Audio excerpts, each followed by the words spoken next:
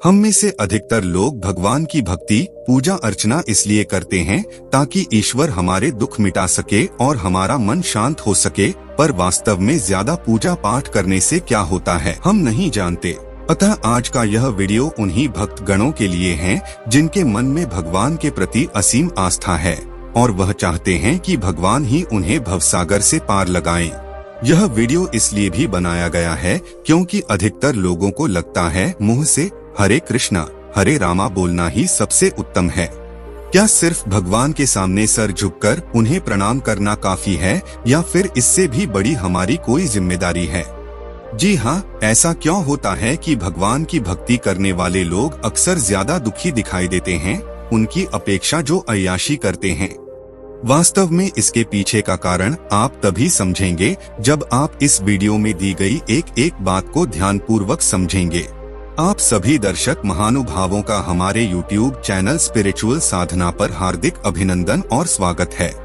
पूजा पाठ हमें थोड़ी देर के लिए मानसिक शांति दे देती है, लेकिन कुछ पल बाद वही बेचैनी हमारे समक्ष फिर खड़ी हो जाती है। ऐसे में मनुष्य इस दुविधा में पड़ जाता है कि पूजा पाठ का असल में लाभ होता भी है कि नहीं। देखिए, समस्या पूजा पाठ में नहीं है, बल्कि दिक्कत हमारे अज्ञान में है।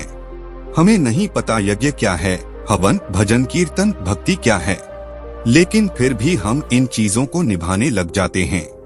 दरअसल हम खुद को ही इस बात से ठगाए रहते हैं कि हमारी वास्तविक समस्या क्या है। हम नहीं जानते हमारी परेशानी क्या है और उस परेशानी का इलाज क्या है। हम इसके बजाय कई चीजों का प्रयोग करते हैं और पाते हैं कि वो चीजें काम नहीं आ रही। उदाहरण के लिए, किसी को लोगों से बातचीत करने में शर्म आती है, डर झिझक होती है और वह सुबह शाम पूजा पाठ करे तो क्या भगवान उसकी इस समस्या को हल करेंगे? नहीं न, उसकी समस्या तभी हल होगी जब वह लोगों से बातचीत करने की हिम्मत उठाएगा। इसी प्रकार अगर आप घर में यज्ञ करवाते हैं, सुबह शाम पूजा पाठ करते हैं, तो पहले आपको पता तो हो कि शास्त्रों में यज्ञ से क्या तात्पर्य है। यज्ञ में अग्नि का क्या महत्व है? क्या यज्ञ में लकड़ी और घी जलाने से आपके जीवन में शांति आएगी?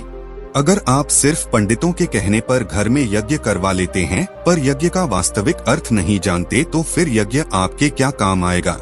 आज की नई पीढ़ी धर्म के नाम से बिदकती है। वो पूजा पाठ भक्ति हवन इत्यादि शब्दों से ही दूर भागती है। वास्तव में ऐसा क्या हुआ कि जो भारत एक धार्मिक देश कहलाता था, जहां ऋषियों और बड़े बड़े संतों का जन्म हुआ, उसी भूमि पर जन्म लेने वाले लोग धर्म से ही दूर क्यों होने लगे? इसके पीछे बड़ा कारण है धर्म का अंधानुकरण। बिना जाने बूझे पूजा पाठ करते करते ये स्थिति उत्पन्न हो गई कि अब एक पीढ़ी धर्म से दूर ही होने लगी है। उसे पता लगने लग गया है कि जो पाठ जब हमारे माता पिता या पूर्वज करते थे उनसे वास्तव में तो कुछ लाभ होता नहीं, तो भला हम क्यों करें?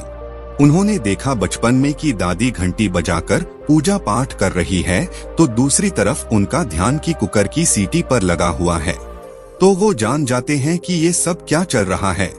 अतः इस प्रकार जब धर्म को हम समझते नहीं, धार्मिक क्रियाओं का असल महत्व हम जानते नहीं, बस निभाते रहते हैं, तो इसका परिणाम ये होता है कि एक पूरी पीढ़ी ही धर्म से दूर हो जाती है। पूजा पाठ तभी लाभदायी है जब हम धार्मिक क्रियाओं का महत्व जानें। कोई भी धार्मिक गतिविधि का हम पालन करें, इससे पूर्व यह समझें कि इसका उद्देश्य क्या है। अगर आप धर्म नहीं जानते तो भला कोई भी पूजा पाठ किस काम आएगा? अगर आप घर में यज्ञ करवाते हैं इस मंशा के साथ कि यज्ञ में लकड़ी जलाकर हवा शुद्ध हो जाती है, तो इससे आप भला किसको बेवकूफ बना रहे हैं? वैसे ही पर्यावरण में प्रदूषण बढ़ता जा रहा है, पर वास्तव में यज्ञ का अर्थ है स्वयं की आहुति देना, अर्थात अपने ज्ञान, ऊर्जा, समय, पैसे इत्यादि सभी संसाधनों को किसी सही कार्य में झोंक देना, ताकि सीधा आपको दुखों से मुक्ति हो और परमात्मा से मिलन हो सके। तब वास्तव में यज्ञ का फायदा हुआ। इसी प्रकार अगर आप कृष्ण राम की मूर्ति के आगे झट से हाथ जोड़ लेते हैं और समझेंगे कि भगवान आपको आशीर्वाद देंगे, तो ऐसा करके लाभ नहीं होगा। फायदा आपको मात्र तब होगा जब आप राम का योग वशिष्ठ सार पढ़ेंगे और कृष्ण की गीता में लिखी बातों को समझेंगे। देखिए, मूर्तियां प्रतीक यानी इशारा मात्र होती हैं, उनका उद्देश्य हमें सही जिंदगी जीना सिखाना होता है। पर हम जिंदगी घटिया जीते हैं और मूर्तियों के सामने झट से झुक जाते हैं। इसी प्रकार सभी लोग मंदिर जाते हैं और वहां जाकर अपनी मनोकामना पूरी करने की प्रार्थना करते हैं। पर वास्तव में मंदिर का निर्माण इसलिए किया गया था क्योंकि वहां जाकर मनुष्य का मन साफ हो। पर हमारे लिए उल्टा होता है, हमारा मन साफ होने की बजाय हम मंदिरों को अपनी इच्छा पूरी करने का साधन बना लेते हैं। देखिए, पूजा कीर्तन का महत्व आपको शांति, सच्चाई और सहजता तक लेकर जाना है। आप देखिए, जिस तरह आप परिवार में पूजा करते हैं उससे आपके जीवन में ये चीजें आ रही है या नहीं। सुबह शाम पूजा करने के बाद भी अधिकांश लोगों की जिंदगी और मन में कुछ खास बदलाव नहीं आता। ऐसे में यहाँ समझना जरूरी है कि आम संस्कृति में जो पूजा प्रचलित है उसी तरह आप भी पूजा करें। अगर रोज की आरती और पूजा में आपको कुछ विशेष मन नहीं लगता तो अब समय है कि आप असली पूजा करें। उदाहरण के लिए कबीर राम के बड़े भक्त थे। उन्होंने अपना जीवन ही उन्हें समर्पित कर दिया। पर उनका एक दोहा कुछ इस प्रकार है, माला जपू न कर जपू और मुख से कहूँ न राम। राम हमारा हमें जपेरे कबीरा हम पायो विश्राम। कबीर साहब कह रहे हैं कि अब उनका उठना बैठना सारे काम राम के आदेश पर हैं, तो मैं क्या राम के नाम की माला जपूं या मुख से राम राम कहूँ। अब तो राम ही हमें जपता है। हमें राम नाम कहने से भी मुक्ति मिल गई। पर कबीर के ये शब्द आम संसारी के लिए हैं। हमारे अंदर तो ढेर सारा डर, लालच और अज्ञान है, हम ये पंक्तियां नहीं कह सकते। लेकिन कबीर, जिन्होंने भले कभी आरती की थाली से राम को न पूजा हो, उन्होंने तो अपना पूरा जीवन ही राम को, सत्य को समर्पित कर दिया।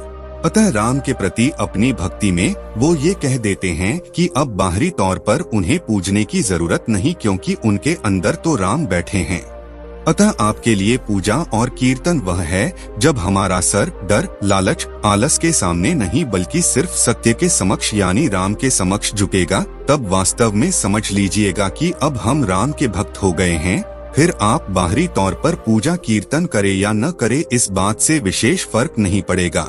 इसी बात को कृष्ण भी कहते हैं कि सारे धर्मों को छोड़ तू मेरी शरण में आ जा।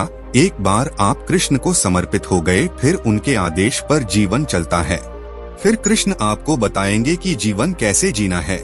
तो साथियों, इस वीडियो को देखने के पश्चात ज्यादा पूजा पाठ करने से क्या होता है, अब आप भली भांति यह समझ चुके होंगे। इस वीडियो को देखकर जीवन में स्पष्टता और बोध आई है तो कृपया इस वीडियो को अधिक से अधिक साझा करना मत भूलिएगा। धन्यवाद।